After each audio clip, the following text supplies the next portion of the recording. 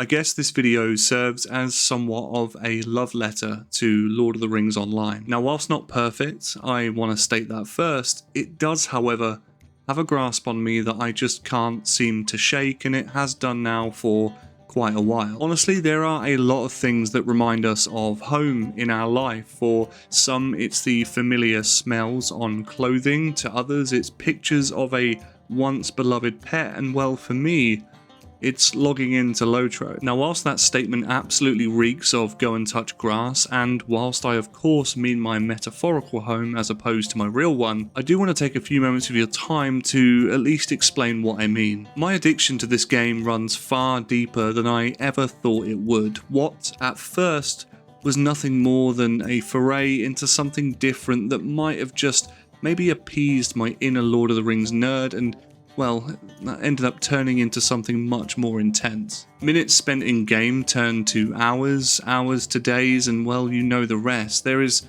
so much to see, do, touch, and feel in LOTRO that it feels less of a game and more of an experience. In fact, I have never been that bothered about map completion and full world exploration in most MMOs, but yet in LOTRO, it feels like you are doing the developers and Tolkien a disservice by not exploring the vast expanse that Middle-earth has to offer. What really aids the want to explore is purely and simply the fact that from the moment you leave your starting area, everything, and pardon the pun here, feels like an adventure. I have always said from the moment I started covering the game that Lord of the Rings Online is less about the destination and more about the journey. This game is very similar in its focus to our tale of our beloved Frodo and Sam, who, despite having a destination, it was instead their journey that became the focal point of their story. It is, after all, where they saw the most growth, weakness, happiness, and sadness, but above all else,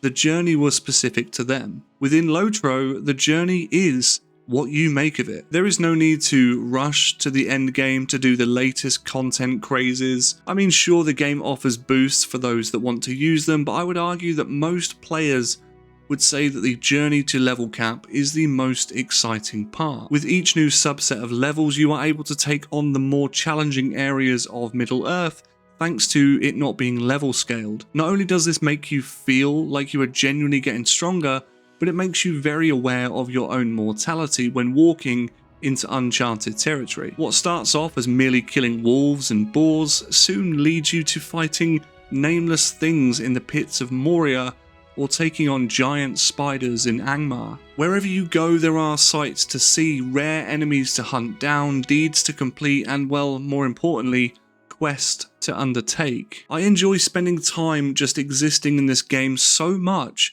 that I find myself re-rolling to different classes and races just to explore the areas that I out-leveled and see things from a different perspective. You see, for all the words that I could say about Lord of the Rings Online, none of them would ever feel like enough, nor would they ever be able to truly explain the vice that this game has had on me from the moment I played it. As someone who has covered a lot of MMOs on this channel over the many months that I've been doing this, I typically struggle to form any sort of long-term bond or attachment with any particular game, much less an MMO. The state of the MMORPG genre is only getting worse with each new release. Quite frankly, they all look exactly the same, and well, I was and am tired of it. I would quite often try a game out for 20 to 50 hours, cover some YouTube content for it in the form of first impressions, conversations on topics in-game, or outright opinions, and then, well, just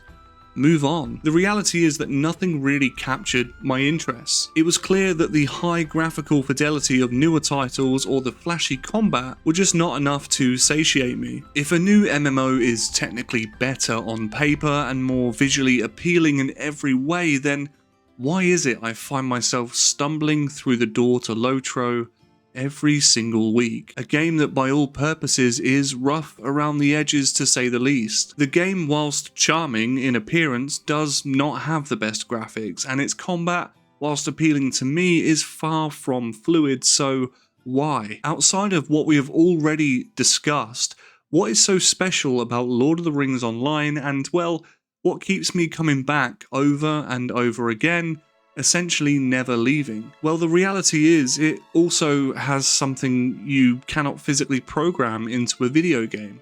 Not now, not ever. This is something that, despite how intricately woven your coding is, how complex your class systems and gameplay loops are, without it, you have nothing but an empty shell. What I'm referring to is a soul. The soul of the MMO is a very difficult thing to describe to someone unless you've already somewhat felt it for yourself. With the Lord of the Rings Online, some say that the soul of the game comes from just being a part of Tolkien's world and being able to explore it one digital footprint at a time, traveling through and past places that you've only once read about or seen on a screen. Others will say that the soul of LOTRO comes from us, the many community members who keep the game alive, not just in population, but also in its fabricated believability. For example, I truly expect that if I were to walk through Bree tomorrow, I would see people performing musically in the streets, hanging out in taverns, tending to the many crops on the surrounding fields. Many of these folk perhaps stopping to chat between journeys, to trade tales, or simply just pass compliments. You folks as a community make this world believable to me, outside of the already fantastic work that SSG puts into the game. Without players respecting the lore and etiquette of Tolkien's vision, this would be a very different world to exist in. Someone once said to me in-game that Lord of the Rings Online feels like a warm blanket on a rainy day. That quote has stuck with me from the moment I heard it, because, well, the reality is, it's true. This game is what I seek to log into when I meet any harshness or stress in the real world. More often than not, when I log in, it's not even really to do anything apart from hang out, soak in the world, and, well, become less of who I am in the real world and more of who I want to be. I don't feel the need to sit and grind for hours to get the best in slot gear or become part of a well-oiled raid team just to clear the hardest content. I instead am drawn to the simpler pleasures of the game, sitting around in the Shire, turning off the UI, watching the rain patter on the riverbed and just soaking up the ambience of a game that I am fully aware may not be around forever. I have made endless amounts of videos on this channel focused specifically around the world building and atmosphere of LOTRO and how, despite its age, it remains one of my top picks for any MMOs currently available. Whether you are a Tolkien fan or not, LOTRO serves as a shining example of a classic MMO done really, really well. It of course has its rough edges for sure, but my god, does it make up for them in other areas. What blew me away the further I dug was just how great the pacing of the game truly feels. Whilst slower in nature, it isn't as sluggish as something like EverQuest or WoW Classic, and well,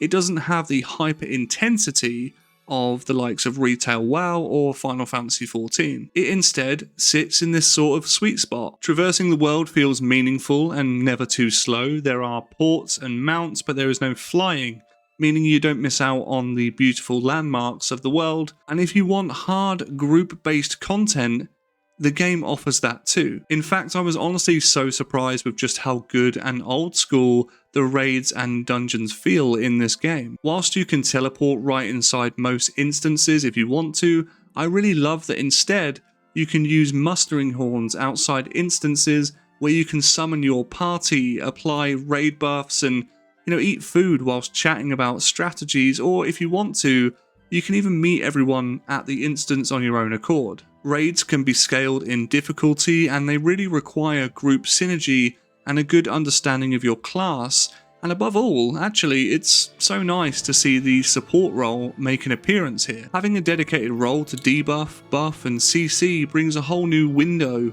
of opportunity outside of the Holy Trinity. I guess in my humble opinion, Lord of the Rings Online is absolutely the best and most accessible way to live out your Middle-earth fantasies, or at least that is the case for me. There really is just nothing else like it at the moment. The team behind the game, commonly known as SSG, have done an amazing job at staying true to Tolkien's Legendarium, but also influencing and bending the scope of the world just enough to keep the game and the world fresh but believable. It's actually impressive the amount of content they have added to this game that just fits within the lore itself as if it was designed to be there from the beginning. I genuinely believe that it's this commitment to being faithful to the Legendarium and to, well, Tolkien, that has garnered the strong and sustained player base that this game still has to this day. I don't really know what's in store for LOTRO as the years pass, but one thing is for sure, I am so humbled to have experienced this game no matter how late I was to it. It will absolutely go down as a core memory for me as I continue to grow older and hopefully